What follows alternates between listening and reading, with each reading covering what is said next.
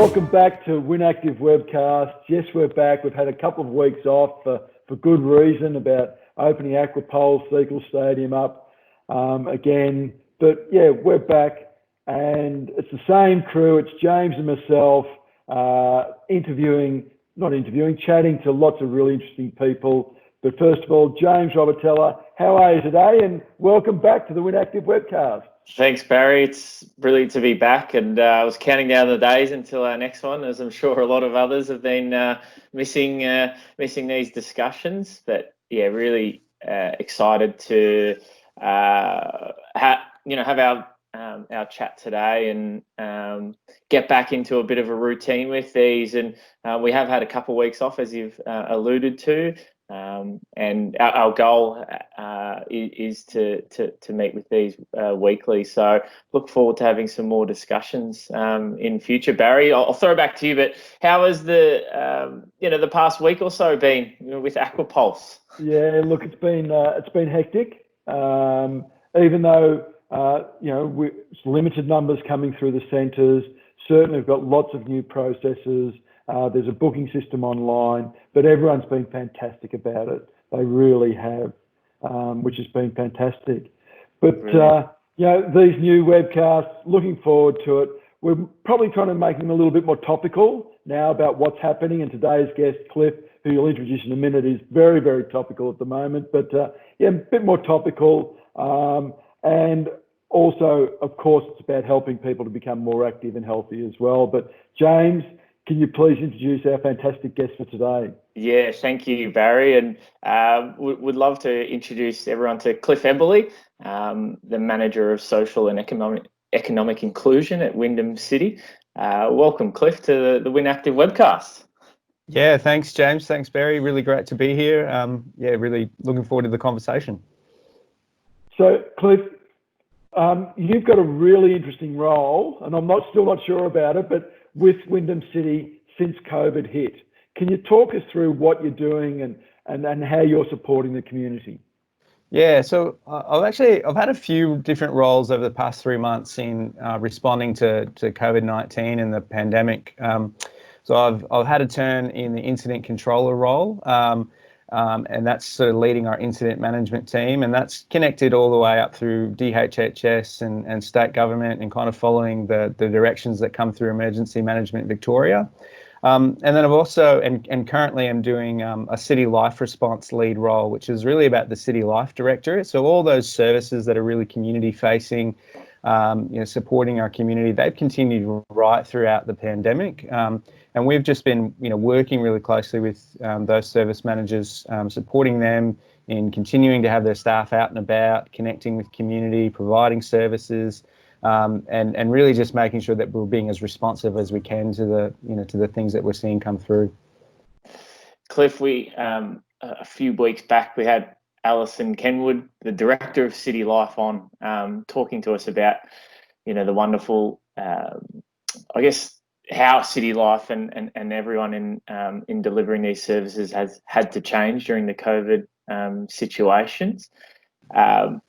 Maybe to start us off, talk about, we can refresh on what the City Life Directorate covers and how Wyndham and the City Life and your work has seen or has allowed the residents to restart and get through this period that's been quite challenging to them. Yeah, so and I'm sure Alison would have touched on it, but City Life takes into account our kindergarten services, aged and disability services, maternal child health, immunisations. James, the wonderful sport and recreation team, which is where you sit, that's that's well and truly at the heart of City Life. Our libraries, youth services. Probably there's, I don't know, maybe 25, 30 different kind of discrete areas and ways that City Life as a director kind of connect with people. Obviously, through the impacts of COVID-19, some things have been shut down. And we have just recently started to open up some libraries and get some activity back in community centres. So that's been really positive. But what we've seen really is that those staff that maybe had typically shown up at in a community centre or a community facility and done kind of face-to-face work, they've taken that work online. So, youth workers still connecting with young people, doing it in really clever and unique ways through the Wyndham Together website and other kind of opportunities. And then we've also had, those age and disability services, people going into homes, providing direct care. That's actually continued, and we've had to put some things in place to make sure that, people operate safely, with consideration to the virus and managing, I guess, the contagious aspect of it. But delivered meals, again, I say kindergartens, MCH appointments. There's been a lot of telehealth that's now emerged as a result of that, which is really making use of technology that's been really available to us for the last maybe 5-10 years, but has really shifted the focus of using that technology. But at the same time, we've got families in Wyndham where that face-to-face connection is still really important. So even in the last few weeks, we've had the opportunity to have a lot more of those maternal child health visits done, more face-to-face. So yeah, there's a really broad range of things. I think, the main principle that we've been operating on is, staying flexible, staying responsive, and then being really creative with how we use technology, being really creative with the different networks and connections that we have as a directorate, and making sure that we're, putting the right information out to community. We're not going anywhere. Local government is here for community for the long term. So we're not going anywhere. We'll, no matter what happens over the next weeks, months, we'll continue to be here for people. That's fascinating, Cliff, and thanks for that really broad overview. It's fascinating how much local government does in the local community, and I think a lot of people appreciate the major impact that local government has. It's certainly more than road rates and rubbish, I think is the term for sure.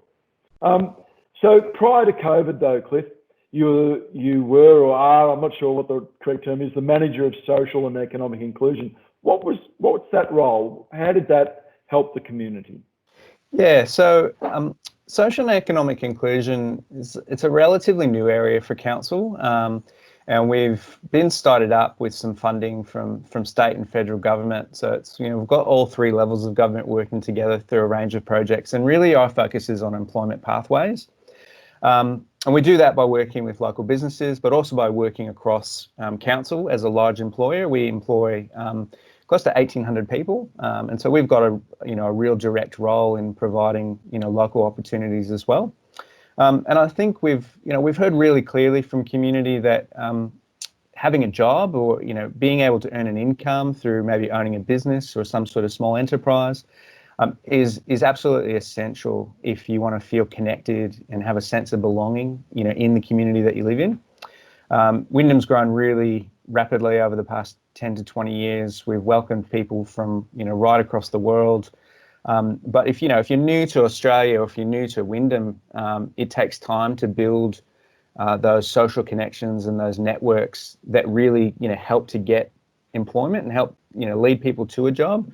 And I guess our department was designed to think about how we speed up that process, and how we bring those different different aspects of our community together to help people find work. So it's been really interesting, I think, in the past 3 months in particular.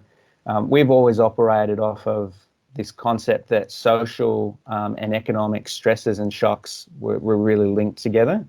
And I think that the pandemic has really brought that to light. People really understand that now. And in the recovery phase, certainly we want to be a player in getting people back into work and getting people connected to the opportunities that begin to emerge.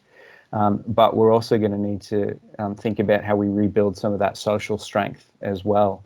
And that's really where our department is focused. So we're kind of sitting in a sweet spot at the moment in terms of relevance.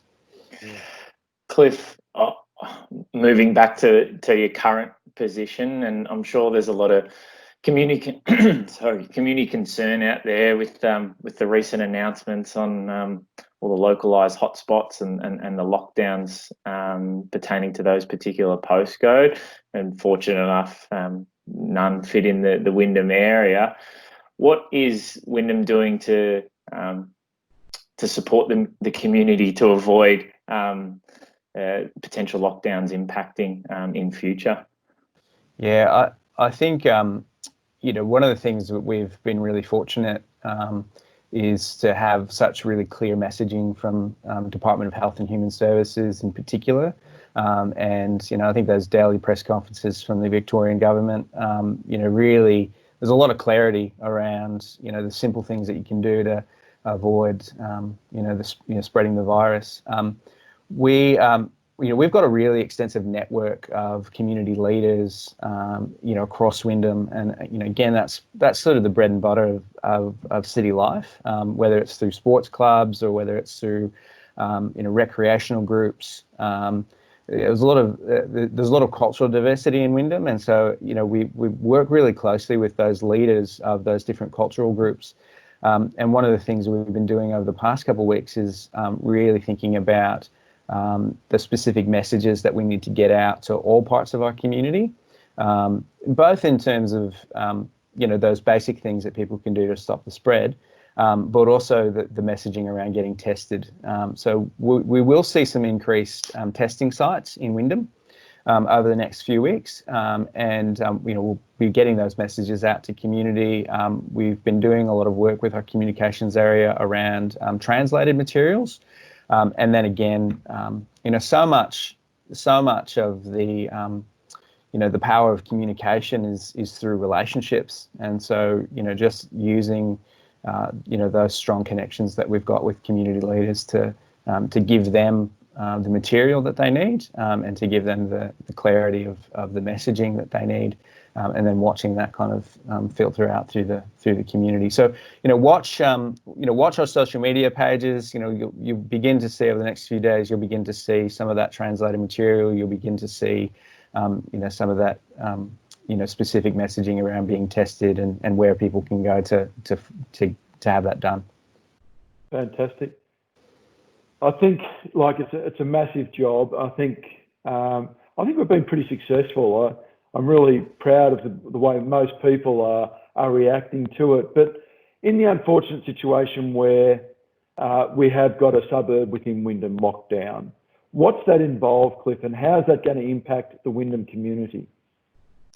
Yeah, I think from what we've seen in what's happened now in the west and the north of Melbourne, or other parts of the west, it seems like it's a return to those stage 3 restrictions where the only reasons to leave home is sort of back to those 4 reasons, whether it's work, shopping for essentials, to give or receive care, and for exercise.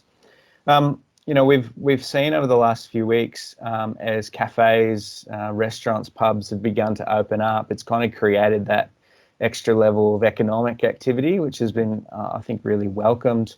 And it would be unfortunate to have to close down a suburb or go back to those restrictions. At the same time, we've still got these JobKeeper and JobSeeker payments in place, which I think is really making a massive difference. I know that there's questions around eligibility in some of those big large scale programs, and maybe it's not touched absolutely everyone in the community. But I think it's a strong statement that we've got good income supports generally across the board, and that we've got a really strong health system that's prepared for outbreaks, and even simple things like it doesn't cost you anything to get a test. That's a real strong statement around the health system that we've got in place, and really the care that the government places on responding to the pandemic. Cliff, I know it well, and I'm sure Barry does as well as yourself, around what's some things that we can do to avoid the spread of COVID. But as a reminder for everyone out there, what are the thing or the different things in life that we can be doing to minimise the spread and avoid any further escalations of lockdown within Wyndham. Yeah, I think it's always been interesting in reflecting on what can we do. It just comes back to basics. It's hand hygiene. It's that social distancing. So just staying that 1.5 meters away from other people. Coughing into the crook of your elbow, and if you've got symptoms, get a test. And it is really coming back to the basics, and that's what the health advice has been right from the beginning. I also think that if we do have to go into lockdown again, it's just probably another opportunity to check in with your neighbours. It's another opportunity to build some new relationships with people on your street. And it's I know it's not keeping in with the the WynActive health messaging, but it is a good reason to get some cheeky takeaway in the middle of the week. So support local business and really right. just make sure that money's going back into into the pockets of people who are essentially your neighbours and your close friends. I think it's great advice. It's simple advice, though. It's easy to follow. And from me and James and I were talking yesterday about this, about it is if we all do our little bit, then it has a big impact, but we all need to do it. And there is a personal cost, I suppose, a personal outlook to being in lockdown. And James, as of today, you're in lockdown, mate. Yeah. How are you feeling? What are your thoughts around this?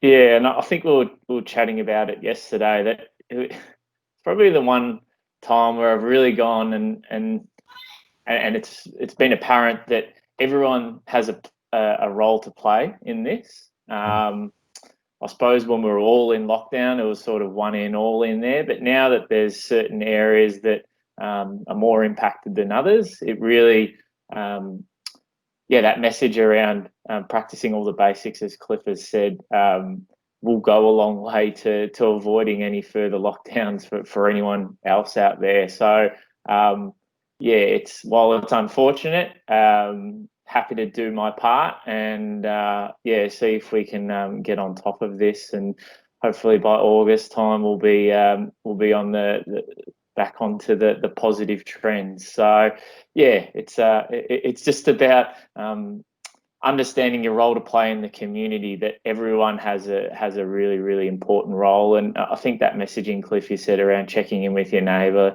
there's never a better time now to try and support them. And Wyndham is such a diverse community, and it's important that they're if your neighbours are from different backgrounds, that they may be, you try and make them aware of all the other resources that are out there that can potentially help them. And obviously the Wyndham website is one, as well as state government resources. But yes, we'll continue working from home over the next sort of 4 weeks, and look forward to many other discussions though, Barry. So yes, absolutely. Look, Cliff, I've got to ask the question: what do you think the chances are that there'll be a part of Wyndham in lockdown? And I know it's a guess, but you're the closest we've got to an expert. Yeah. Well, I would have to say I'll have to leave the predictions to the health experts. I think certainly we know how contagious the virus is. We've seen that not just here in Victoria but overseas as well, and that's why following the health advice is so important. This thing has been it's been unpredictable from day one. I know we're all getting used to different types of arrangements. We've done so well as a community in doing the right things. So I wouldn't put a percentage on it either way, but we do need to do everything that we can just to kind of keep those numbers to a point where we don't have to go back into lockdown if we can avoid it. Good answer.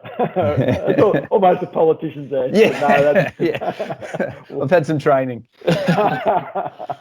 Well done. No, that's fantastic. So one thing we've done on every webcast since we started this, and I think this is number 41, Cliff, is to talk about what we're grateful for in practicing gratitude, because in these difficult times, we do have so much to be grateful for. So question to you is, what are you grateful for? Yeah, I really love this question. People in my team and in different areas that I've come in contact with, people talk about silver linings of the past few months. So, for me, I think it's been the opportunity to spend more time with family, and so jumping on the trampoline with the kids, going for more walks by the river, and doing some Lego building, which has been really fun. I'll also probably reflect on a professional level. I've been part of a men's group at council that was started about 12 months ago that is really focused on helping men take action and preventing family violence. And in response to COVID, we've had some really well-attended online sessions. And it's been good to see, other men in the organisation kind of debrief this whole lockdown experience and hear about, what the family time has meant to them. I think we know that the pandemic has put a lot of pressure on families. But it's been good to kind of see this group emerge. I'm really grateful for how this group has emerged as an opportunity for men to support each other in the role that they can take in helping to create stronger families. And hopefully that's something we continue to see as we come out of this. Barry, I was fortunate enough to join in one of these sessions by the MAV group. That Cliff was fantastic in leading, and he was behind the virtual barbecue, talking to the group about what the perfect steak looks like. So I learnt a bit about that, and I think that those are the sorts of things that are happening in the background, and I'm sure are happening within the community that we're not even aware of, that goes to that support your neighbour sort of point that we've been talking about. So wonderful initiatives about an important message as well.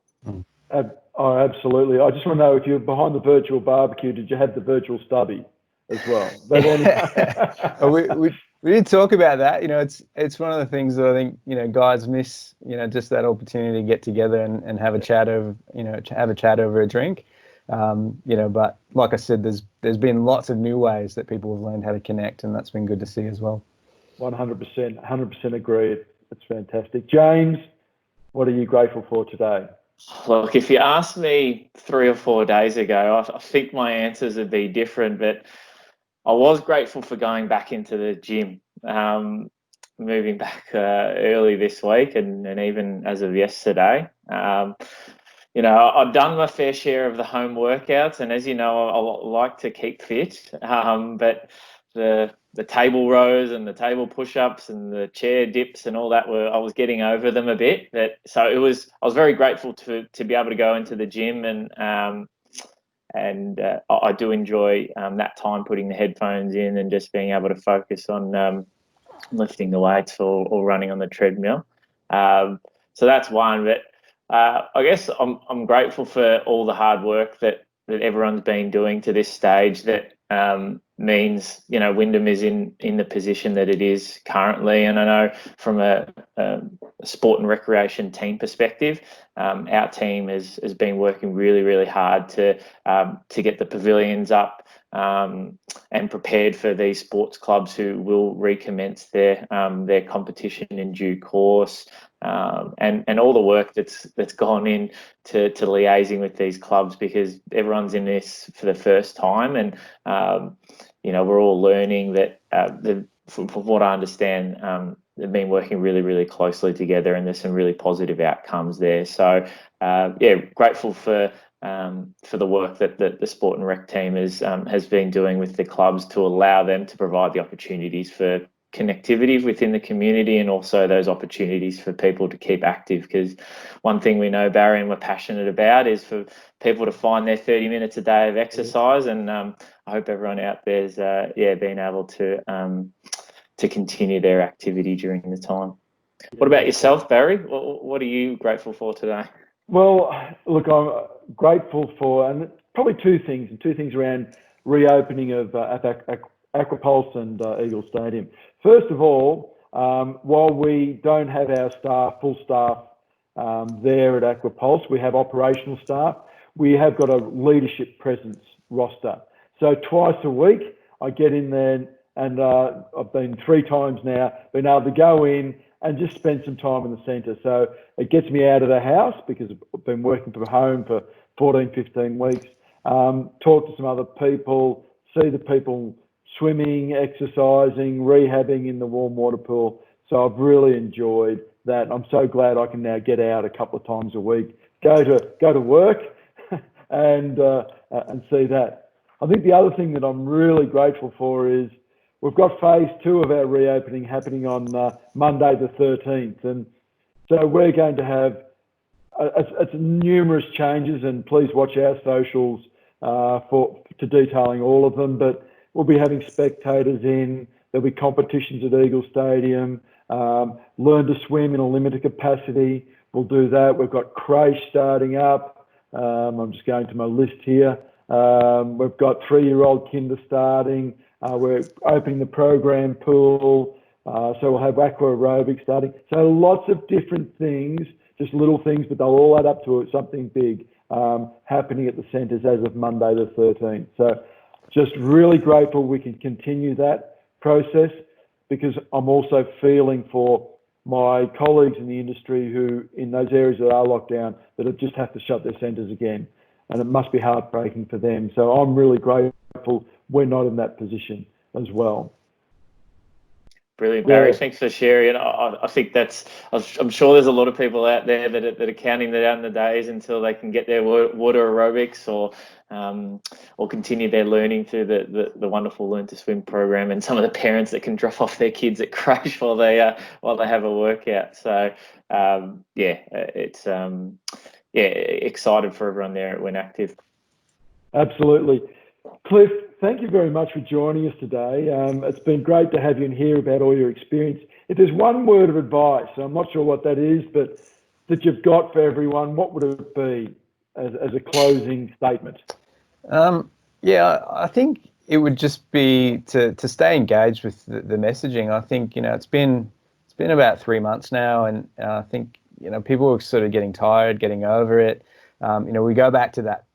There's some basic advice around what people can practically do, but this thing's changing almost on a daily basis, and I don't want to buy into necessarily media hype or headlines, but I do think it's important that you stay connected with what the advice is from DHHS, and just be aware of, watch the numbers in your local area, get a sense of what the active cases are.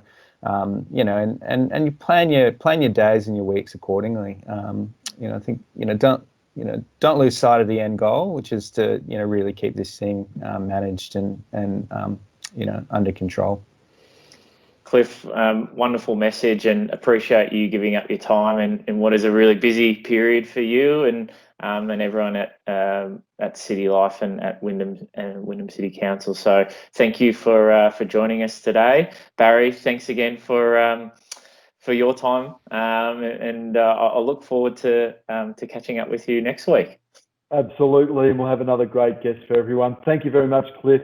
Thanks again, James. It's been an absolute delight. Thank you very much for joining us on this WynActive webcast. They're now weekly, a little bit longer, probably around 30 minutes each. And as you can see, as of today, we're exploring things a little bit more in the topics. But thank you. Look after yourself, look after each other, and most importantly, keep smiling.